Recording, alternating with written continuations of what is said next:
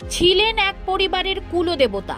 একসময় গ্রামের মানুষদের দাবিতে তিনি হয়ে উঠলেন সকলের দেবতা। তাকে ঘিরে শুরু হলো রাস উৎসব। সেই উৎসবের খ্যাতি এখনো উত্তরবঙ্গ পর্যন্ত পৌঁছেছে। পূর্ব মেদিনীপুর জেলার পটাশপুরের জব্দা রাসের কাহিনী এমনই। পটাশপুর ২ নম্বর ব্লকের আরগোয়াল গ্রাম পঞ্চায়েতের জব্দা গ্রামের রাস উৎসব। জব্দা রাস উৎসবটি এবছর ৮৪তম বর্ষে পড়েছে, কিন্তু এটি সার্বজনীন রাসের বয়স।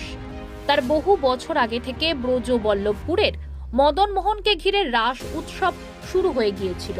সেই উৎসবের সঙ্গে যোগ ছিল নন্দ গোস্বামী পরিবার এবং স্থানীয় বাসিন্দাদের তরফে। আমাদের পূর্ব মেদিনীপুর জেলা পরিষদের গর্বিত আনন্দিত হলদিয়া ডেভেলপমেন্ট অথরিটির চেয়ারম্যান সম্মাননীয় শ্রী যতীনভাই কর মহোদয়, যিনি অধ্যাপক, প্রণম্য অধ্যাপক গোলকেশ নন্দ গোস্বামী,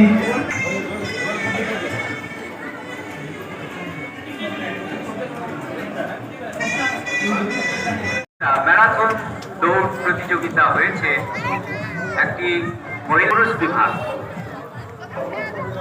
এই প্রতিযোগিতা যথাসময়ে সুষ্ঠুভাবে সুসম্পন্ন হয়েছে। আমাদের এই ৮৪তম রাসমেলার আনুষ্ঠানিক উদ্বোধন শুরু হবে।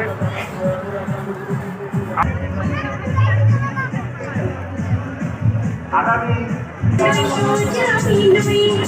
একটুখানি কাছে এলেও অনেক দূরে রই। উন্নয়ন আধিকারিক ২ নম্বর পঞ্চায়েত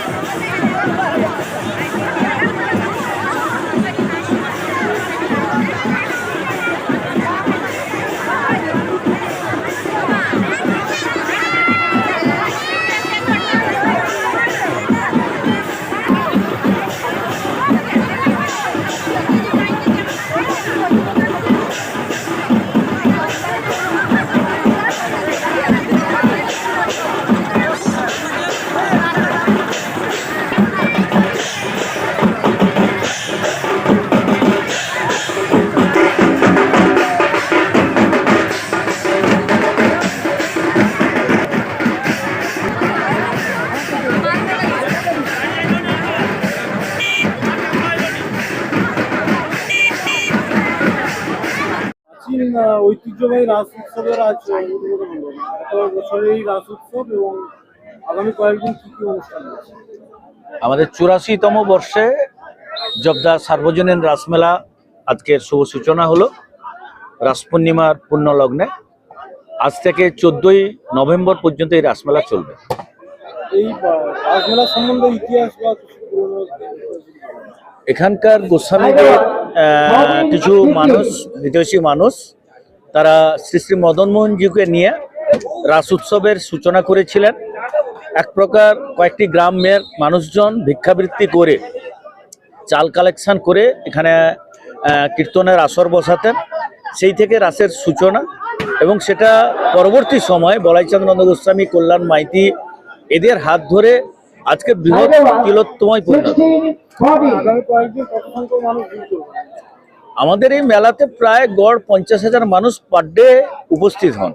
এখানে আমাদের সাংস্কৃতিক অনুষ্ঠান, বিভিন্ন কলাকুশলীরা আসেন, সঙ্গে ক্রীড়া প্রতিযোগিতা, আজকে যেটা চলছে আমাদের আন্তঃরাজ্য ভলিবল প্রতিযোগিতা, প্রত্যেক দিনে যাত্রানুষ্ঠান রয়েছে, এবং মেলার মূল আকর্ষণ যেটা মদন মোহন সহ তার পারিষদ যে প্রসেশনে আসেন আমাদের এই রাসে, সেটা খুব মানুষের কাছে আকর্ষণীয় হয়ে ওঠে, যেটা দেখার জন্য মানুষ রাত ৯টা থেকে ১১টা প্রচুর ভিড় করে। অপরেশ সাঁতরা, সম্পাদক, মেলা কমিটি।